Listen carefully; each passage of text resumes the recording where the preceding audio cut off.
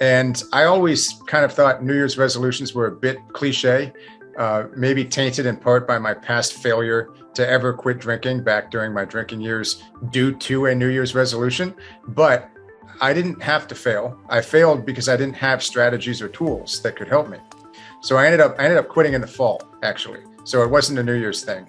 So many of the articles that show up at the top of the search results are from these rehab treatment centers. And of course, they want you to follow their system so they can make the money from your insurance or from your cash. You're not going to find a whole lot at the top search results for Google on these kind of alternative ways of thinking, which in the future is going to be the primary ways of thinking. Thanks for tuning in to the Elevation Recovery Podcast, your hub for addiction recovery strategies, hosted by Chris Scott and Matt Finch.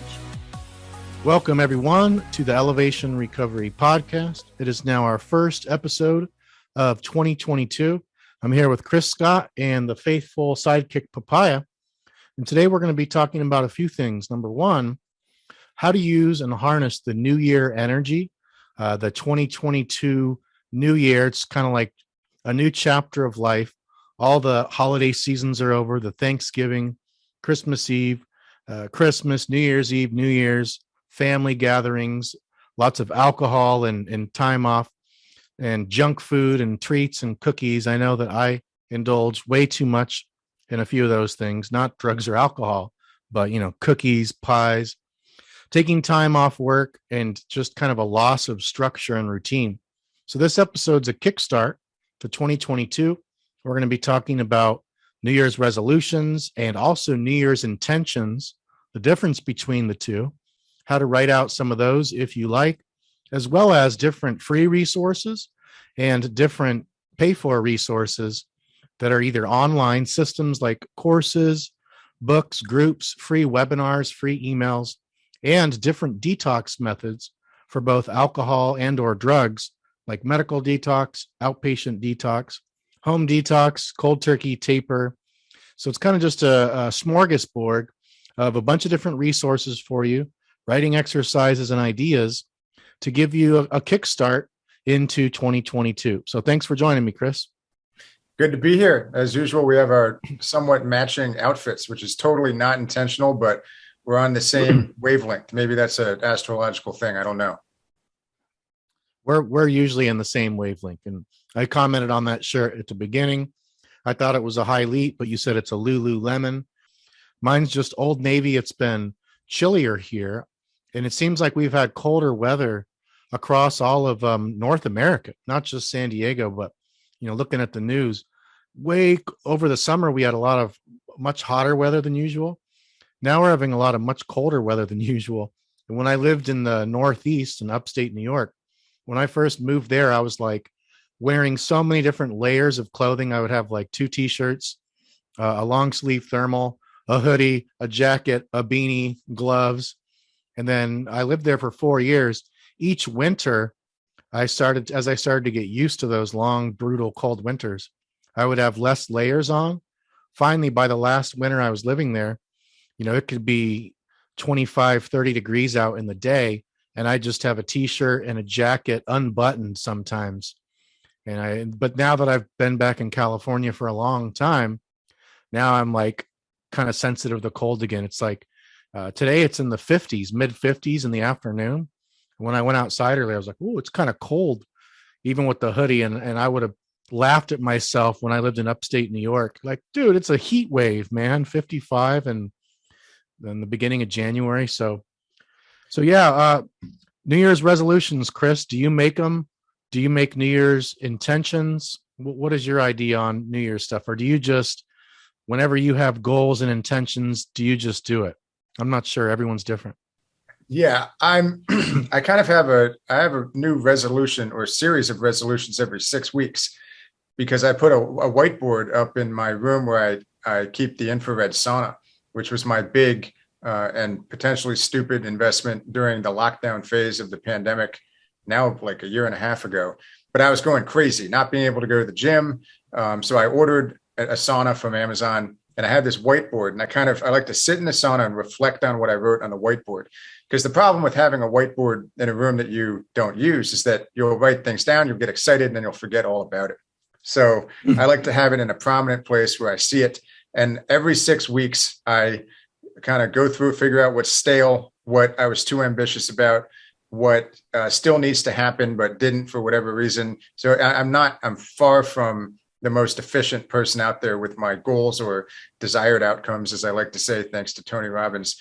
But having that whiteboard helps me a lot. And I always kind of thought New Year's resolutions were a bit cliche, maybe tainted in part by my past failure to ever quit drinking back during my drinking years due to a New Year's resolution. But I didn't have to fail. I failed because I didn't have strategies or tools that could help me. So I ended up quitting in the fall, actually. So it wasn't a New Year's thing. I'm sure I had a New Year's resolution of sorts by the time New Year's rolled around. And, we're talking 7 years ago at this point, close to 8. And I'm sure I wrote something down in a notepad at the time. And eventually I figured that a whiteboard would be better. And I usually just have like a list of desired outcomes in different categories. So for me, it's like personal health, relationships, professional life, fitness.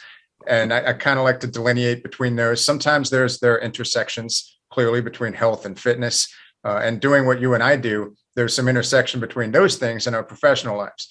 I can't have fit recovery be my business if I let myself go and get out of shape. So I did recently write a bunch of things on my whiteboard. And if I were in the spot now where I was trying to quit drinking or cut down or taper down or take an indefinite break or just kind of live consciously and live a more examined life regarding alcohol consumption and maybe the other biopsychosocial spiritual pillars of my life, I would definitely utilize something like that, write something down. And I think it's a really good opportunity because even though in the past I thought it was cliche, and part of that was my own bitterness about me not getting stuff done after New Year's that I wanted to do. I'm sure there's some studies that 90% of New Year's resolutions fail. There are similar statistics for people who relapse in terms of stopping going to the gym after some sort of commitment, initial excitement, as there is for people relapsing into addiction. It's almost the same number. It's like 90%. So I think there's an element of human nature here. And it doesn't necessarily have to do with some disease that you're plagued with. But the question is, how do you keep yourself motivated over an extended period of time? How do you maintain that excitement? And so for me, I think for everyone out there who hasn't done a New Year's resolution, I think it's a good time to, at the very least, whether you want to frame it like that or not, sit down and figure out what do I want from my life right now? What have I been doing right? What have I not been doing right? What can I be more efficient in? What can I optimize? Can I optimize my nutrition? Did I have certain fitness goals that I wanted to achieve that I haven't? Do I have one big missing link, such as the fact that I drink 2 bottles of wine a night that's keeping me from doing all of my things? The cool thing about quitting drinking or taking an indefinite break is that a lot of people find that disparate problems actually had the same root cause, which ends up being the amount they were drinking. And because it's so easy to rationalize drinking in any given moment when you're physically and or psychologically addicted to alcohol, it can be really hard to understand that that's the root of the problems. And of course, excising the alcohol is only the first step. You have to, if you want to really thrive, you want to look at other potential missing links in the biochemical, psychological, social, and spiritual pillars, as we say. Make sure that you're getting the nutrients your body needs. Make sure that your neural pathways, the routines and habits that you have are healthy and empowering and not self-destructive. Make sure that you're not isolated and that you are surrounded by confidants whom you can share things with and get things off your chest. So you're not just a pressure cooker reacting to like breaking news alerts on your phone and random emails that you get, or messages from people who may not be the best people for you to be associating with. And spiritual development as well is a huge part of the picture for people. If you really want to feel like you've transcended a state of existence or a mode of consciousness that you've been stuck in, then you're going to want to take a look at how can I develop myself? How can I self-actualize rather than just exist and be okay, with your job or your friends or whatever. You want to feel like there's a sacred sense of purpose in your life and that you have a sort of alignment with, your family, your community, your country, the cosmos, etc. It took me a long time to feel like I had a sense of cosmic alignment, to get to the point where I could go out on a cold, brisk night with my dogs and look up at the stars and think like, this kind of makes sense. That's a stark contrast to back when I was addicted to alcohol. And I had a bunch of irrational phobias, actually, which was a result, I think, of the GABA glutamate imbalance for people who are hooked on alcohol. I had like constant panic and random episodes of panic. And one of my fears, for some reason, was some variation of agoraphobia, I think it's called, like fear of open spaces. Like it just overwhelmed me to see, and the sky would overwhelm me. I had this irrational fear that I would be sucked up into the sky during episodes of like moderate alcohol withdrawal, which sounds absolutely crazy to me now. But I get a lot of emails from people who are like, is it normal to feel like there's demonic activity when I'm going through withdrawal? Is it normal to like be afraid of, X, Y, or Z? The answer is yeah, right? Because I get a lot of emails from people about that. And I've experienced it all myself. And it is, I think, to some extent related to an inability in that state of addiction or withdrawal to become aligned, to become centered in yourself, to become therefore comfortable in your own skin, and to live a life of purpose where you're not dominated by fear and worry and your immediate needs. So anyway, I just went off on a tangent there, but I hope that I've given some food for thought about the kinds of things that people who are stuck in addiction or withdrawal or a similar vicious cycle could start to think about when they're trying to figure out what they actually want out of life. And remember that the most important thing in maintaining your excitement is going to be gradual and perhaps slow, but constant growth and daily improvement, which is the source of happiness. We're not happy because of the absolute state of our bank account or the absolute state of our health at any given moment. The absolute state of something will make you happy for a little bit, and then it's going to become the new normal. So, constant gradual growth and knowing that you're in a good spot seems to be the key. And in order to get that, you need a certain spark. I like to call it an internal fire or the internal spark to just get yourself moving in the right direction. And then it's a combination of being patient and positive and proactive. Those are the 3 Ps I like to tell people in my course, Total Alcohol Recovery 2.0, while you're implementing strategies that actually work. And as we know, if you want to obtain strategies that actually work for your particular conundrum, and addiction is the conundrum that we're alluding to here and that you and I help people with, then you want to find a role model who's actually done what you want to do. And so that's really the purpose of this podcast, the purpose of my program, Total Alcohol Recovery 2.0, the purpose of your programs for opiate recovery. And I think having a role model, figuring out what types of strategies resonate with you is really important, because there are all kinds of recovery courses out there. Do you think that your missing link is primarily mental? You think it's primarily emotional? Or do you think that there could be a biochemical factor involved? And you and I and Chris Engen are the only people that I'm aware of who have recovery courses that are geared towards people who may have biochemical missing links.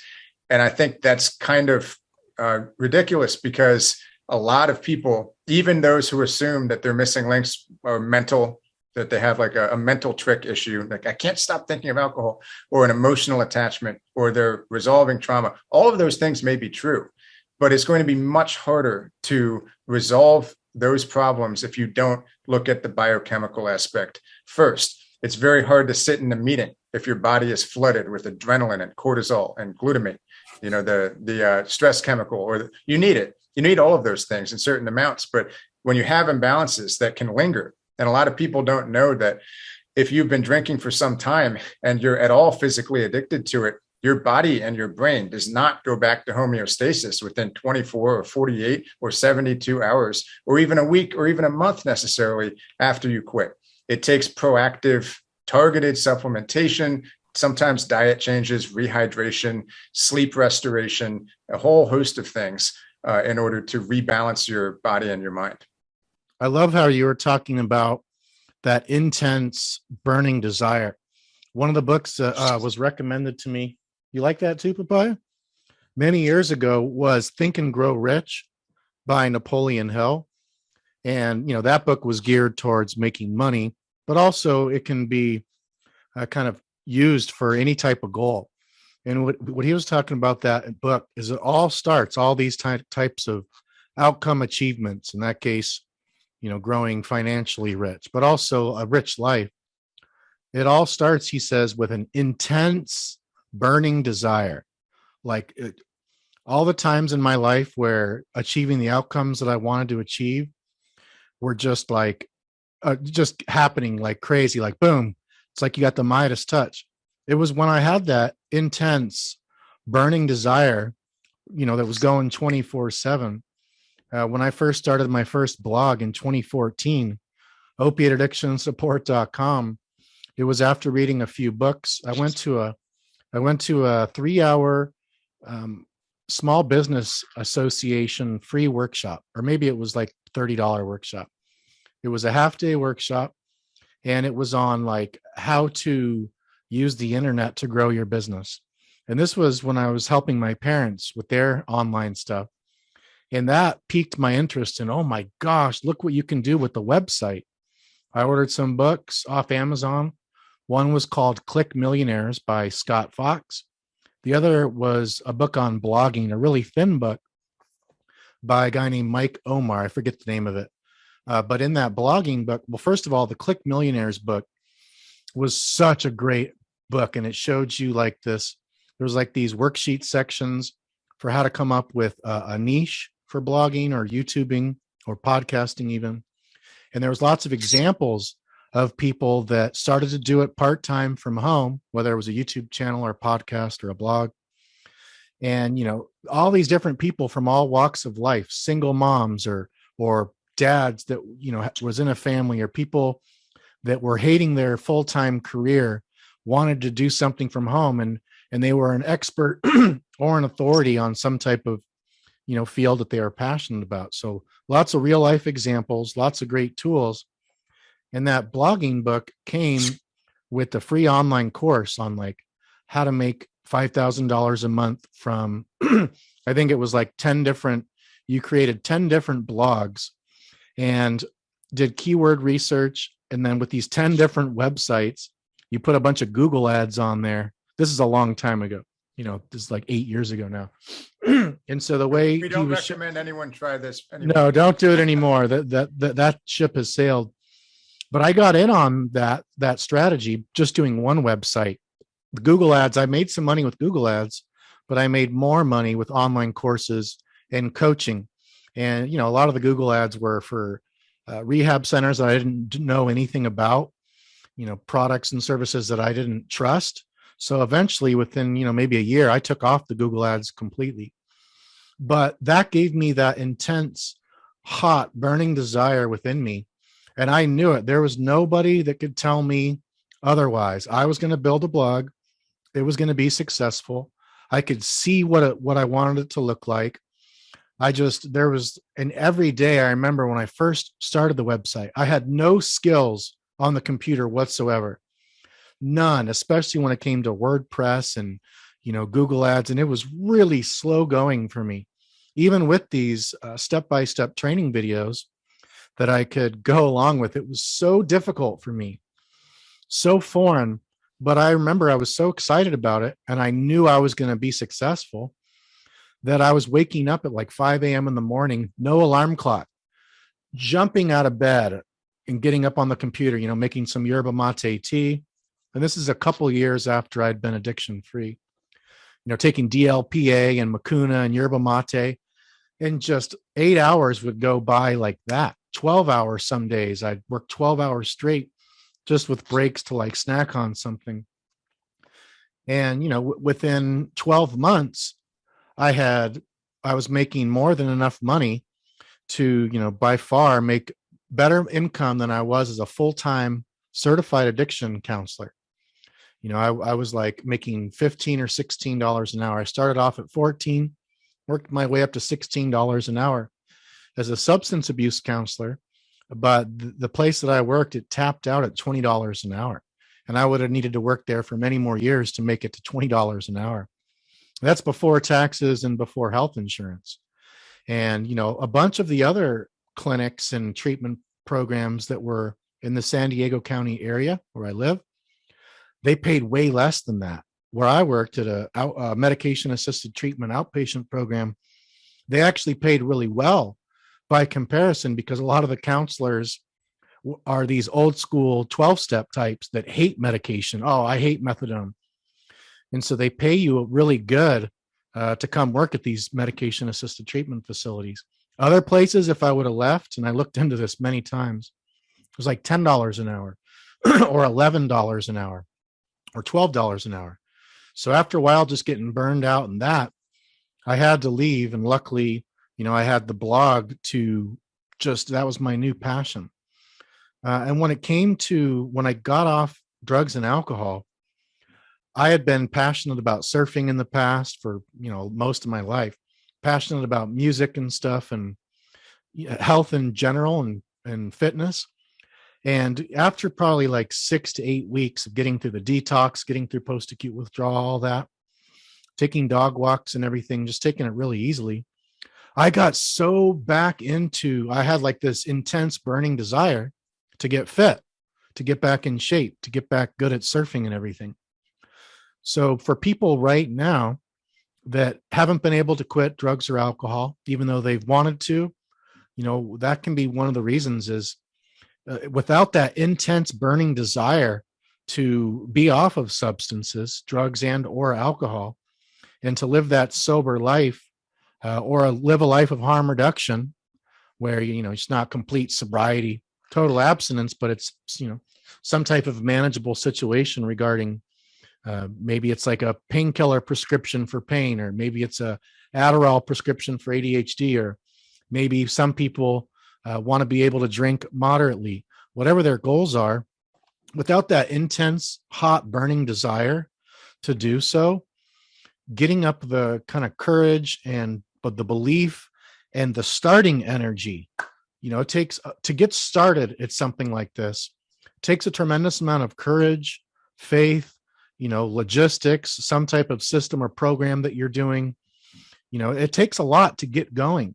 That starting energy. I'm thinking of, a train, or no, screw that, a rocket. So, Jeff Bezos recently went into space, right? I think William Shatner went into space recently too. How much energy does it take for a rocket ship, a spaceship, to get off the ground and get out of the gravity? It takes a ton. Then once you get away from the gravity, once you get into space, it takes so much less energy. Same thing with, let's say, a train. To get a big, huge train going, choo-choo train, it takes a lot of energy to get it going. But once that thing's going fast, hauling ass, this big, buff, fast train, then you could come up to like this huge, thick brick wall, but the train has so much momentum that it just like obliterates it. It just breaks right through it. So that's why I like New Year's for that starting energy. It's like people can close the chapter. There's like an energetic separation, an energetic demarcation line. And I've never set a New Year's resolution in my life, but I do like to do New Year's planning. I like to harness the power of that energy and that mental way of thinking, this kind of mental model of looking at 2021, in this case, as shutting the door on that. So it's like a new chapter of the book of life, and going back and I already did this. I did this over this past weekend.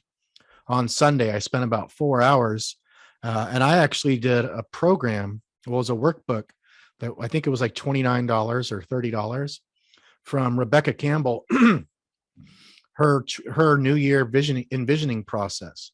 And I did the whole digital online workbook in like 4 hours, and it was great because I like structure. I like these structured things, and I'd never tried this one.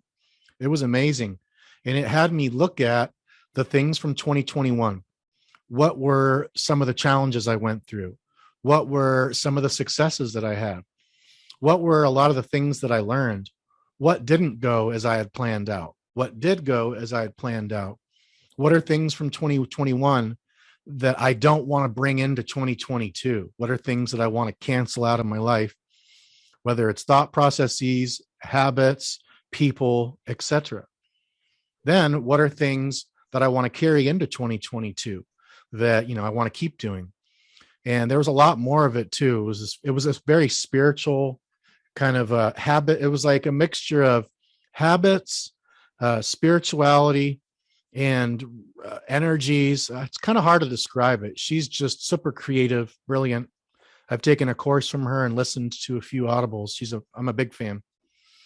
But using this energy, like it's a new year, it's 2022, you can feel it, right? And then people that are more in tune with feeling energies, there's like this noticeable difference for me where the holidays are over, the family has gone home from visiting, the kids are all back in school. I can sense and feel this new energy for me that's making it much easier to kind of start future thinking. Okay, like it's a new year. What I want to really kind of tidy things up with my habits, with my bad habits. How can I continue doing these good habits? And so the way I look at New Year's resolutions, and I think Teal Swan on YouTube, if you type in Teal Swan 2022 on YouTube, she did a phenomenal 2022 video that I highly recommend. I'm not sure if I learned this from her or another person, but resolutions is like resolving something that's already been in place. Like I'm going to resolve to quit drinking. I'm going to resolve to get off painkillers. I'm going to resolve to quit using all this kratom and nootropics and phenibut and all this stuff. I'm going to resolve to quit caffeine. Whereas intentions, from my understanding, and I learned this from Dr. Wayne Dyer, who passed away a few years ago, in his book, The Power of Intention, one of my favorite books of all time, he taught about how to write out intentions, which is typically intending for new things to come into your life. It is my intention to manifest a new relationship. It is my intention to transform my health. It is my intention to start going to the gym. So there's like no right or wrong way to do it. For people that have not set any outcomes or goals or intentions or resolutions thus far for 2022, here we are. We're only a few days into it.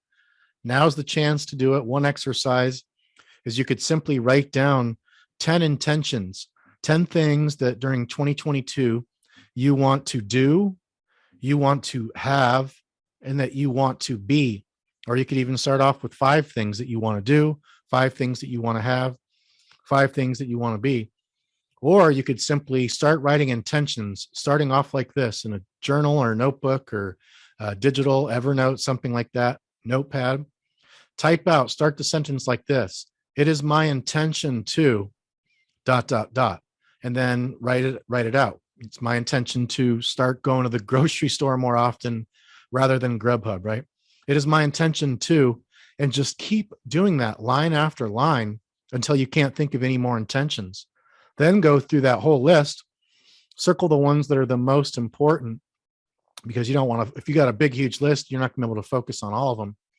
Focus on 1 or 2 or 3 that you can start off with. But, by all means, if you got a whiteboard or some type of planner system, or you could just put note cards up on your refrigerator or mirror. So those are just some of the things that I wanted to talk about. In addition, there's like all these different, I've been getting emails from kind of, I guess they're called like direct sales companies, because they usually have some of the best products. One of them is New You Life, and another one is Kyani, supplements that I take that are kind of direct sales companies. You can't buy them at stores. You can only buy them from one of their sales representatives' websites. I've been getting emails from a lot of these different types of companies where they have this kind of whole body fitness challenge, some type of health and or fitness transformation challenge, where you get access to groups and, instructional videos and PDFs and stuff. So there's like a lot of people doing that. And the power of doing something like this is you have a system, you have support, there's some type of accountability. And I know, Chris, that you just launched a few things recently, one of which is that webinar that you did on something like proven supplements to help you quit drinking, something like that you did with Chris Ingen, which is around an hour and a little over an hour, which is phenomenal. It's just absolutely phenomenal. You give away so much of your best information on supplementation, biochemical individuality, and Chris on her amino acid system that she learned from Julia Ross and has further, customized per her own learning. You guys give away so much free information on that. That could be like easily a $200 webinar because it's so good and it gives people so many actionable supplements, amino acids, steps, and systems to experiment with things. And I think you also have some 10-day challenge as well. And then, so if you want to talk about those a little bit, go for it. And then we can just get into the detox methods and overview for people that are physiologically dependent, give people a menu of certain things they can look into more. And we've done episodes on many of these, and then we can call it a wrap. Sure. Yeah, I have a couple more minutes here, so I'm going to try to keep it concise. But for anyone who's interested, you can check out fitrecovery.com. We've redesigned the homepage, so there is now for all newcomers a free 10-day challenge, which consists of 10 daily emails that you'll get from me upon signing up, which is an introduction to the things that I really have found with my private clients and course members to be most useful in fostering that desire to quit or to cut down or to tackle the problem.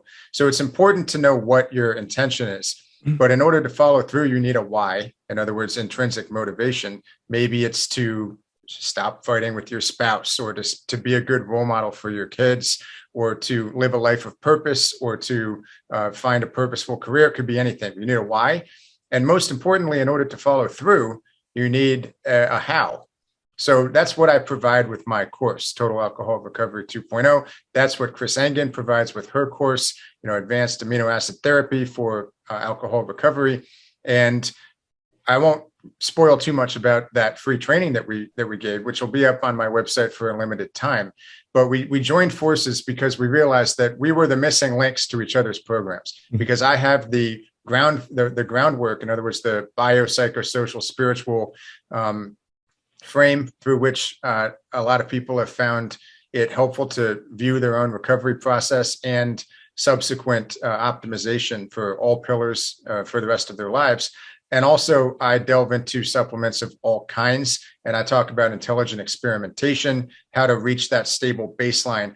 But a lot of people have particular trouble with amino acids. And so they end up hiring me as a personal coach, or hiring you or Tana or Brianna or Zach.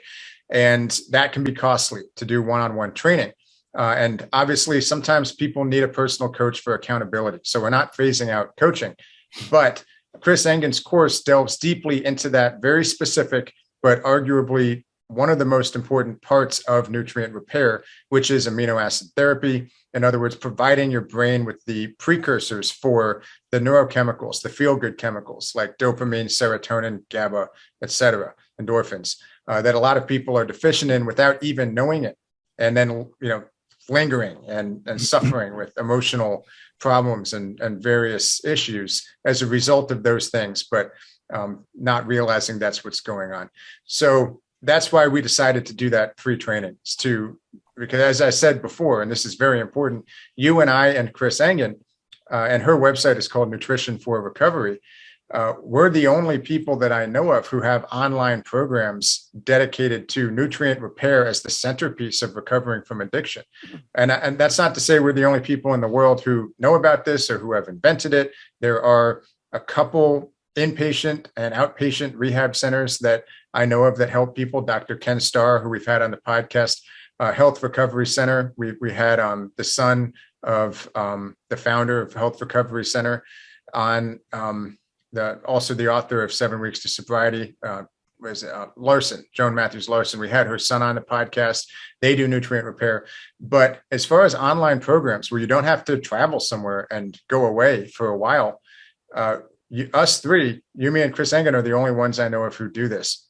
And hopefully more people join to help pioneer this, I think, really important approach. And hopefully there are more programs for people. But we decided it's best to not be competitors. We decided it's best to kind of team up and help people together. And so I've lately been working with some of her people. She's been working with some of mine on the various things that we do. And so that's the basis for that free training. And in that training, we talk about supplements that help to break the addiction cycle. So we do talk about which supplements and strategies we used to break that addiction cycle. Now, I also have a free challenge on Fit Recovery at the moment. That's the 10-day challenge. You're welcome to do both of those things. Again, if you're in my program, Total Alcohol Recovery 2.0, you may or may not learn something new from these. So I don't want to pitch this as something that is not covered in my course, because my course has hours and hours, and like 20 plus hours of videos and discussion forums and written lessons. We just started a forum on Discord. We have a private Facebook group with 500 or 600 members in it right now.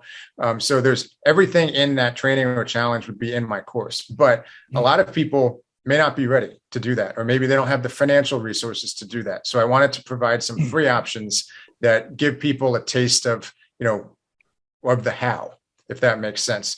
Because if you're listening to this podcast or if you're a newcomer to a website like Fit Recovery, chances are you know what your intention is, at least subconsciously. You want to break the addiction cycle, and you have a why. Otherwise, you wouldn't even be motivated to listen to you or me or to go to that website. So you have intrinsic motivation. Then the next step is to figure out the how. What are the strategies? And there are a bunch of strategies that can be useful for quitting drinking, whether it's tapering down, using medication. Benzodiazepines are the medications used for detox in most facilities. But there's also medication-assisted treatment. Things like naltrexone, camprosate, Topamax, baclofen. A lot of rehab centers don't even know about all of those medications. There are FDA-approved medications, which I have my own personal opinions on, and I'm actually glad I didn't go the medication route. I'm glad I went the nutrient repair route. But I've had a lot of clients from coaching clients and course members who have used a combination of modalities, at times involving medication-assisted treatment with nutrient repair, and with an approach towards resolving the missing links in that biopsychosocial spiritual hierarchy. And it just really maximizes people's odds of success.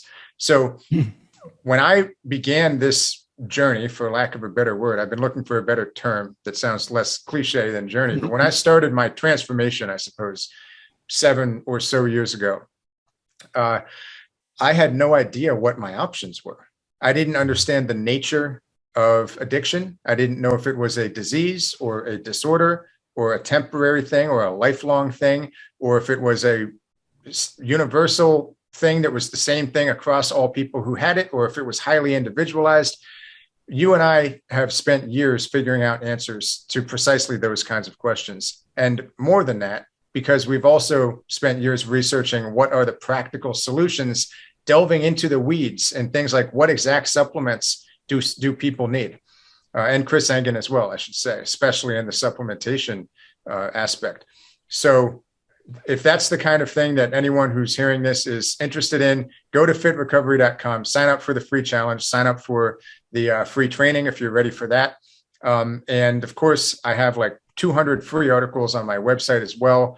If you happen to have a co-occurring addiction, dual addiction to painkillers as well, or to prescription drugs, then check out Matt Finch's website, opiateaddictionsupport.com.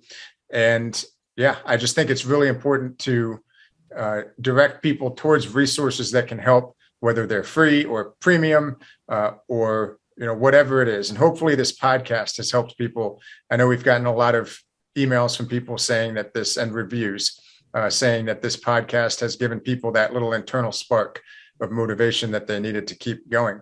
So I never really know whenever I'm doing anything, whether I'm sitting, at my kitchen table writing emails that are going to reach a bunch of people, or whether I'm doing a webinar, or whether I'm doing a podcast, or writing an article, or making a YouTube video. I never know if I'm actually giving someone their first internal spark. I assume I'm not giving the person their why. Maybe I can be a role model of sorts, but usually people have their own burning desire reasons to make a shift in their mode of existence. But I always hope that I can at least increase that flame and kind of help propel them, as you talked about with your analogy with the rocket ship, help them get into the atmosphere a little bit. Because once you start accumulating new experiences with the new mindset, with biochemical stability, and those are the things that I hope people do, then the process of staying in that new mode of existence actually becomes kind of easy. It doesn't take a lot of effort for you or me to not slide back into addiction. And I'd venture to say, even if someone at gunpoint right now made us drink 5 beers or whatever, which sounds really gross, but if they did, I would not personally be worried about sliding back into addiction. I'm not an automaton. I'm biochemically stable.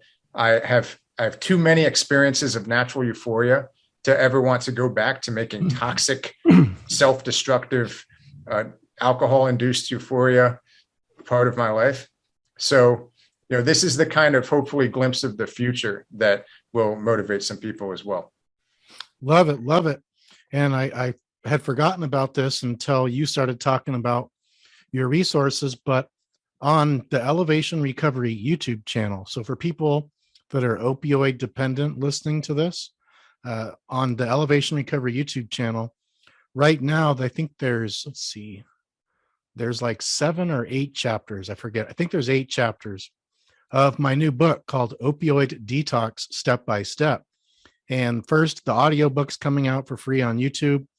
Then the reason I'm doing it that way is because I was basically done with the book, but I couldn't put together the intrinsic motivation and drive and that intense, hot, burning desire to just do it all. So I said, okay, well, if I just do one chapter at a time, first the introduction, then the chapter, upload it onto YouTube, work out any of the kinks that are in the whatever chapter it is, then get it good, then record the audio, edit it.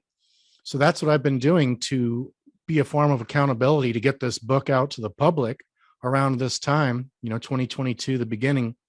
So I think there's 8 chapters so far available on YouTube. There's a cool playlist, Opioid Detox Step-by-Step playlist. And the next chapter I'm doing is on getting your mind right.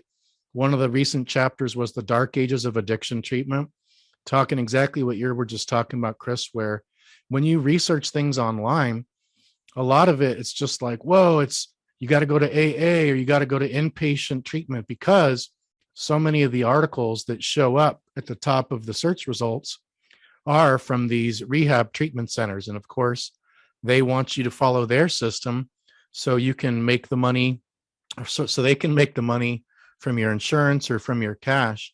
You're not going to find a whole lot at the top search results for Google on these kind of alternative ways of thinking, which in the future is going to be the primary ways of thinking. And then, the dogmatic stuff is probably going to be alternative in the future, 2 years from now, 5 years from now, 10 years from now, eventually.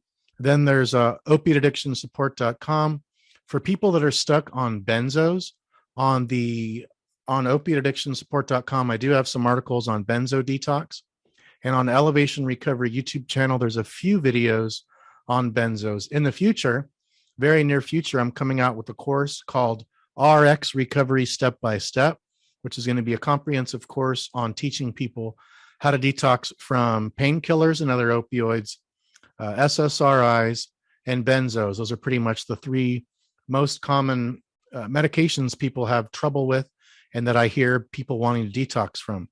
SSRIs, benzos, and opioids as well. So that'll be coming out eventually. In the meantime, we've got a lot of free resources. If you go back to our Elevation Recovery podcast sessions, there's a search bar at the top of the website. You can just type in like alcohol detox, opioid detox. And we've definitely done episodes on that stuff. Really, when it comes down to it, for people that are physiologically dependent, meaning you have to take it you have to either drink or take the drug every single day to avoid going into withdrawal syndrome and acute withdrawal syndrome. Your neurons have adapted to the presence of the substance, and your neurons only function normally to the exact amount or close to the exact amount of the physical dependence that you have.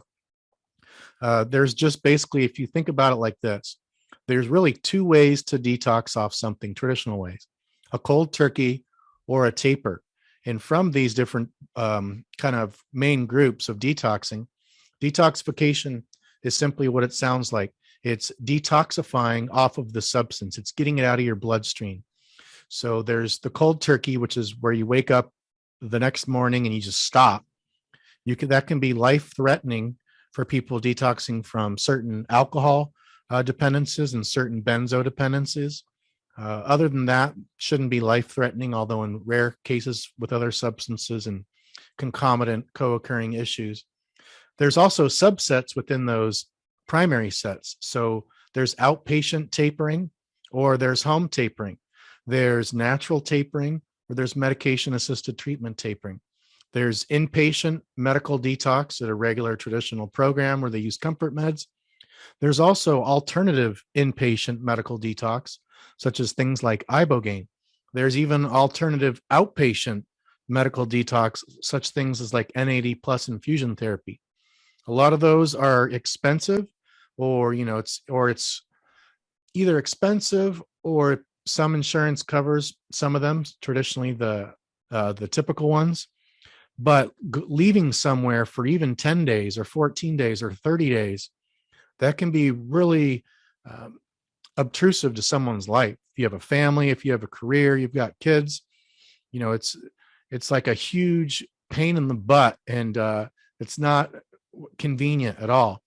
So a lot of people, the people that typically get our courses, the people that get coaching with us, is people that are wanting to do something from home, maybe something with their doctor with some comfort meds for withdrawal for a few days or a week. But they're looking for this holistic approach.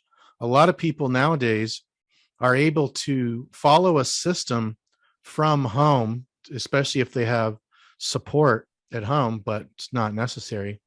So there's all these different ways to do it. So for people, again, that are physically dependent, people that are taking SSRIs or benzos or alcohol or opioids, etc., if they're going to go through a withdrawal syndrome, of course, that's a huge fear of quitting. I don't want to go through the withdrawal.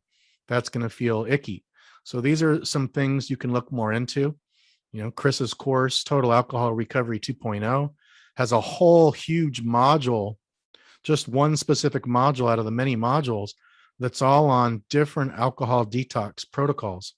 Things like we talked about: inpatient, outpatient, medication-assisted treatment, a home taper, a home cold turkey.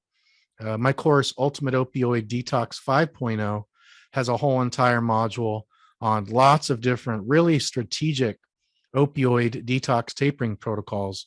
And, I cover the traditional ones like inpatient, ultra rapid opioid detox, medication-assisted taper, that sort of thing. But a big part of that module is on these really strategic, really customized, multi-phase acute withdrawal biohacking protocols. And then both of our courses also have complete separate modules on getting through the post-acute withdrawal phase too. So yeah, the reason we wanted to do this episode and these topics was two things. Number one, to harness the new year energy. 2022, it's the very beginning. There seems to be this new energy in the air for that, like the energies of last month were not as conducive at all to getting started, to getting momentum. Right now, there's a lot more of these energies in the universe going like this, or in this planet. I'm not sure about the whole universe. I don't think in every part of the universe or even solar system they celebrate New Year's Day or anything like that. Who knows? It's kind of fun to think about what other civilizations could be like. And then as well as that, give you a bunch of free resources, a bunch of videos, podcasts, free email signups, webinars, and of course our courses, which can be purchased as well, and the different types of detox groups and subgroups. So now, comprehensive. We didn't go deep into anything, but it was kind of like an exciting vision casting episode for people that were needing some type of a motivational boost. Here we go. Maybe you're going into the year and you haven't quite done resolutions or intentions, or, maybe the energies of last month are still kind of drawing you back. Well, here you go. Now you've got some resources, even some writing exercises to make progress on your goals. So thanks so much. Thank you, Chris, for this awesome episode. And thank you, Papaya, as well. You were awfully quiet today.